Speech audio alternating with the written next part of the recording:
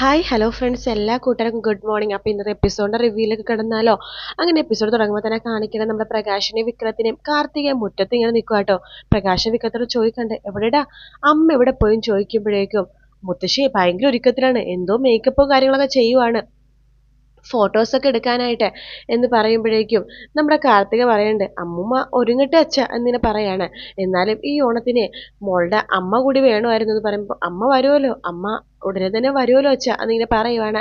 അതിനുശേഷം നമ്മുടെ വിക്രത്തോട് പ്രകാശ് പറഞ്ഞിട്ടാ, മോനെ നല്ല നല്ല ഒരുപാട് ഫോട്ടോസ് എടുക്കണം കേട്ടോ, നമുക്കേ മറ്റേ മറ്റേ ഇത് വെക്കണം.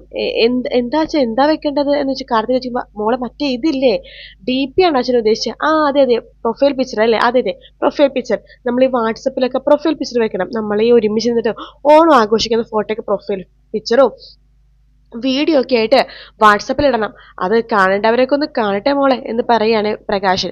ആ സമയത്ത് കാർത്തിക പറയണ്ടേ, അച്ഛാ ഇതൊക്കെ എന്ത് ആഘോഷം അച്ഛാ, നാളെ ആവട്ടെ, നാളെ നമ്മുടെ കമ്പനിയുടെ ഉദ്ഘാടനത്തിന് നമുക്ക് നല്ല വീഡിയോസ് ഫോട്ടോസ് ഒക്കെ ഇട്ടിട്ട് വാട്സപ്പിലൊക്കെ ഇടാം എന്ന് പറയുമ്പോഴേക്കും പ്രകാശൻ പറയുന്നുണ്ട്, മോളെ അതെ നാളെ ഉദ്ഘാടനത്തിന് സിനിമാ താരം ആരെങ്കിലും ആണോ വരുന്നതെന്ന് ചോദിക്കുമ്പോൾ, എന്തിനാ അച്ഛൻ സിനിമാ താരം, അച്ഛന്റെ മോനാണ് ഉദ്ഘാടനം ചെയ്യണത്, നമ്മളൊക്കെ തന്നെ പോരെ അച്ഛാ, അച്ഛന്റെ മോനെ തലയെടുപ്പിന് മുമ്പില് ഏത് സിനിമാ താരം വന്നിട്ട് ഒരു കാര്യമില്ല, രാജാവല്ലേ രാജാവ് എന്ന് കാർത്തിക പറയുമ്പോഴേക്കും പ്രകാശൻ പറഞ്ഞിട്ട്, കേട്ടോടാ മോനെ, കാർത്തിക മോള് പറഞ്ഞത് മോൾക്ക് നല്ല ബുദ്ധിയുണ്ട്, ശരിയാ, എന്റെ മോൻ രാജാവാ, എന്റെ മോന്റെ തലയെടുപ്പിന് മുമ്പിൽ സിനിമാ താരവും വേറെ ആരും ഒന്നുമല്ല, ഇവന് രാജയോഗമുള്ള കുട്ടിയാ, മാത്രമല്ല ഇവര് ജാതകത്തിലുണ്ട് ഇവര് രാജയോഗം ഉണ്ടെന്ന്, നാളെ മുതൽ അവൻ സിംഹാസനത്തിലിരിക്കാൻ പോവാ, രാജാവ് സിംഹാസനത്തിലിരിക്കാൻ പോവാ, വിക്രമാദിത്യൻ രാജാവ് എന്നൊക്കെ പറഞ്ഞ് പൊട്ടി പൊട്ടി ചിരിക്കുക കേട്ടോ നമ്മുടെ പ്രകാശൻ. ആ സമയത്ത് കാർത്തിക മനസ്സ് വിചാരിക്കുന്നുണ്ട്, അതേടോ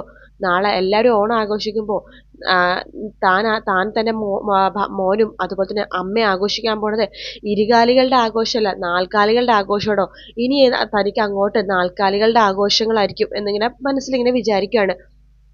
എന്നിട്ട് അവരുടെ മുമ്പിൽ ഇങ്ങനെ ചിരിച്ചുകൊണ്ട് ഇങ്ങനെ ഇരിക്കുക കേട്ടോ. പിന്നീട് കാണിക്കുന്നത് നമ്മുടെ ഷാരിനെയാണ്. ഷാരി ഉറക്കമൊന്നും ഇല്ലാണ്ട് രാത്രി വെറുതെ ഇങ്ങനെ ഇരിക്കുന്ന സമയത്ത് അവിടേക്ക് നമ്മുടെ സരയു വരുന്നുണ്ട്. സരയു വരുമ്പോഴേക്കും ഷാരി കരഞ്ഞോണ്ടിരിക്കുകയായിക്കോട്ടോ. ഷാരി പെട്ടെന്ന് കണ്ണിങ്ങനെ തുടക്കുമ്പോഴേക്കും സരയു ചോദിക്കുന്നുണ്ട്, എന്താ അമ്മേ അമ്മ കരയുമായിരുന്നു? ഒന്നുമില്ല മോളെന്ന് പറയാണ്. എന്താ അമ്മേ അച്ഛനെ കുറിച്ച് ആലോചിച്ചിട്ടാണോ അമ്മ കരയണത്? അയാളെ കുറിച്ച് ആലോചിച്ചിട്ട് എനിക്ക് വിഷമമൊന്നുമില്ല. മനുവേട്ടൻ പറയുന്നുണ്ടായിരുന്നു അമ്മക്ക് എന്തൊക്കെയോ സങ്കടമുണ്ട്, അമ്മയുടെ കൂടെ തന്നെ എപ്പോഴും ഉണ്ടാവണമെന്ന്. അതേ മോളെ, എൻ്റെ മനുമു മാത്രമാ എന്നെ ഏറ്റവും കൂടുതൽ മനസ്സിലാക്കിയിരിക്കുന്നത്. എന്താ അമ്മ അങ്ങനെ പറയണത്?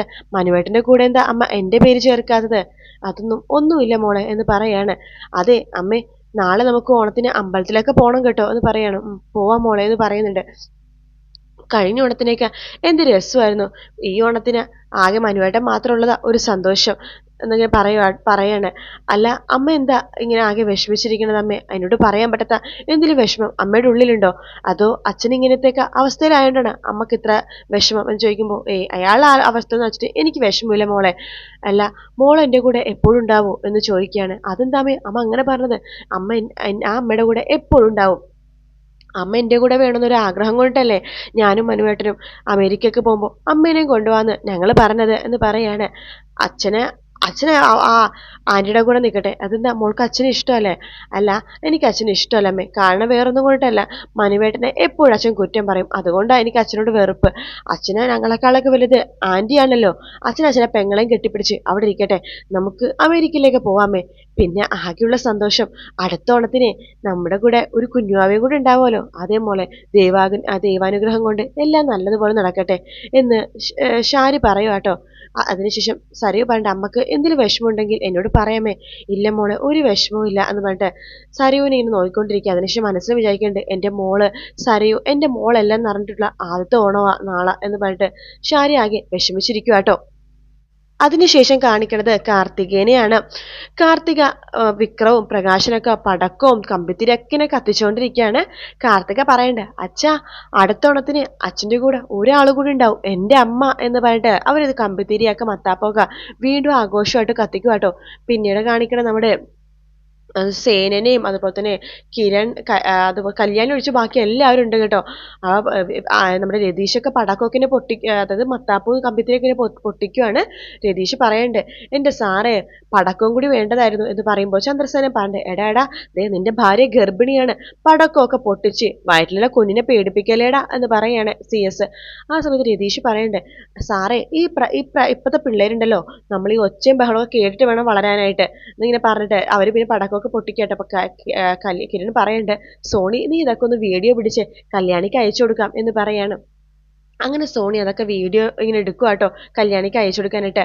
അതിനുശേഷം നമ്മുടെ കാണിക്കണത് നമ്മുടെ ഷാരിനെ തന്നെയാണ്. ഷാരിനെ മനസ്സിൽ വിചാരിക്കുകയാണ്, അവള് ആ താര കൊണ്ടുവന്ന ആ ഓണക്കോടി ആ സ്റ്റോർ റൂമിൽ തന്നെ ഉണ്ടാകും എന്ന് പറഞ്ഞിട്ട് ആ ഭാഗം ആലോചിക്കാട്ടോ. താഴെ തലയിൽ ഇടി കൊണ്ടത് നിലത്ത് വീണതൊക്കെ ആലോചിക്കുകയാണ്.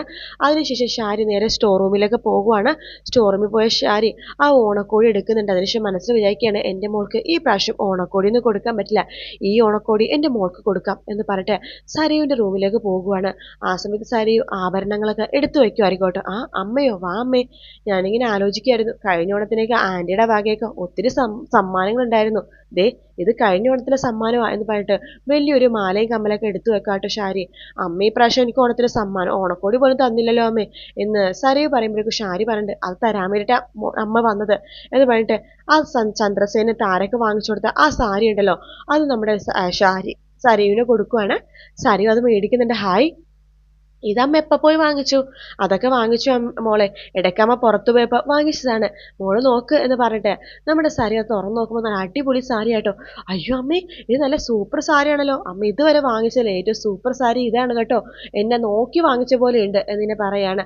അതിനുശേഷം സാരി അത് നോക്കുന്നുണ്ട്. അമ്മ ഇത് ഒരുപാട് വിലയുള്ള സാരിയാണെന്ന് തോന്നുന്നല്ലോ, ഇത് എത്ര രൂപയായമ്മേ എന്ന് പറയുമ്പോൾ, ഇതിനൊരു 15,000 രൂപയായി മോളെ. 15,000 രൂപയെ അത്രേ ആയുള്ളൂ, പക്ഷെ കണ്ട നല്ല വില തോന്നുന്നുണ്ടല്ലോ അമ്മേ എന്നൊക്കെ പറയണം. നാളെ ഈ സാരി തന്നെ എടുത്ത് ഞാൻ അമ്പലത്തിൽ വരും, പിന്നെ നാളെ മനുവേട്ടൻ വന്നാൽ മതിയായിരുന്നു, മനുവേട്ടൻ്റെ കൂടെ പുറത്തൊക്കെ ഒന്ന് ചുറ്റാൻ പോകാലോ, മനുവേട്ടൻ കൂടെ ഉണ്ടാകുമ്പോൾ ഒരു ആശ്വാസമാണ് എന്ന് സരയു പറയാട്ടോ. അതിനുശേഷം സാരിയൊക്കെ ഇങ്ങനെ നോക്കിക്കൊണ്ടിരിക്കുകയാണ്, സരയുവിനെ തന്നെ നോക്കിക്കൊണ്ടിരിക്കുകയാണ് നമ്മുടെ ഷാരി. അതിനുശേഷം കാണിക്കണത് വീണ്ടും നമ്മുടെ കല്യാണിനെയാണ്. കല്യാണി രാവിലെ തന്നെ എഴുന്നേറ്റ് കിരൺ തന്ന സാരിയെ കൊടുത്തിട്ട് നല്ല സുന്ദരിയായിട്ട് സെൽഫിയൊക്കെ എടുക്കുവാണ്. എന്നിട്ട് ആ ഫോട്ടോസ് കിരണിന് അയച്ചു കൊടുക്കുകയാണ്. കിരൺ ആ സമയത്ത് TV കണ്ടുകൊണ്ടിരിക്കുവായിക്കോട്ടോ. അപ്പോൾ കിരൺ ആ ഫോൺ നോക്കുമ്പോഴേക്കും കല്യാണിൻ്റെ മെസ്സേജാണ്, കല്യാണി സാരി എടുത്തിരിക്കുന്ന മെസ്സേജാണ്. കിരൺ ആ മെസ്സേജ് നോക്കുന്നുണ്ട്. അതിനുശേഷം കല്യാണിനെ വീഡിയോ കോൾ ചെയ്യാണ്. Hello Kalyani, happy Onam. Happy Onam കിരണേട്ടാ, എങ്ങനെയുണ്ട് സാരി? സൂപ്പറായിട്ടുണ്ട്, നിന്നെ കൺമുമ്പിൽ കണ്ടിട്ട് ഞാൻ ഈ സാരി എടുത്തത്, പിന്നെ സൂപ്പർ ആവാതിരിക്കോ? എൻ്റെ കിരണേട്ടനും കല്ലുമോനും ഓണാശംസകൾ എന്ന് പറയാണ്.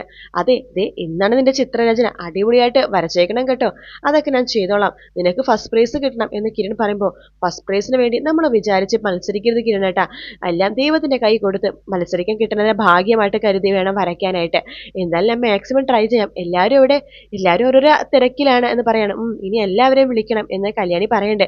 എങ്കിലും ശരി കിരണേട്ടാ, എല്ലാവരെയും ഞാൻ വിളിക്കട്ടെ എന്ന് പറഞ്ഞിട്ട് കല്യാണി ഫോൺ വെക്കുവാട്ടോ. അതിനുശേഷം കാണിക്കണം നമ്മുടെ ഷാരിയും സരയും കൂടി പുറത്തു പോയിരിക്കുകയാണ്. അതിനുശേഷം കടയിൽ കയറിയിട്ട് ഒരു 5 മുഴം മുല്ലപ്പൂ സരയോ വാങ്ങിക്കുന്നുണ്ട്. ചേട്ടാ ഒരു 5 മുഴം മുല്ലപ്പൂ എന്ന് പറഞ്ഞിട്ട് കടയിൽ പോയിട്ട് മുല്ലപ്പൂ വാങ്ങിക്കാട്ടോ.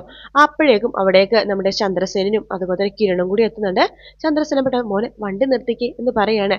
എന്നിട്ട് സരയുവിൻ്റെ സാരി നന്നായിട്ടൊന്ന് നോക്കുന്നുണ്ട് കേട്ടോ. എന്താ കാര്യം ചോദിക്കുമ്പോൾ, മോനെ അവൾ ഉടുത്തിരിക്കുന്ന സാരി ഉണ്ടല്ലോ, ആ സാരി ഞാൻ താരയുടെ കൈ കൊടുത്തുവിട്ട സാരിയാണ്, ഞാൻ വാങ്ങിച്ച സാരിയാണ് എന്ന് പറഞ്ഞിട്ട് ചന്ദ്രസേനൻ ആലോചിക്കാട്ടോ. താര അതായത് കുറച്ച് ദിവസങ്ങൾക്ക് മുമ്പ് താര വിഷമിച്ചുകൊണ്ടിരിക്കുന്ന സമയത്ത് ചന്ദ്രസേനൻ നമ്മുടെ താരയുടെ കയ്യിലേക്ക് സാരി കൊടുക്കുന്നുണ്ട്.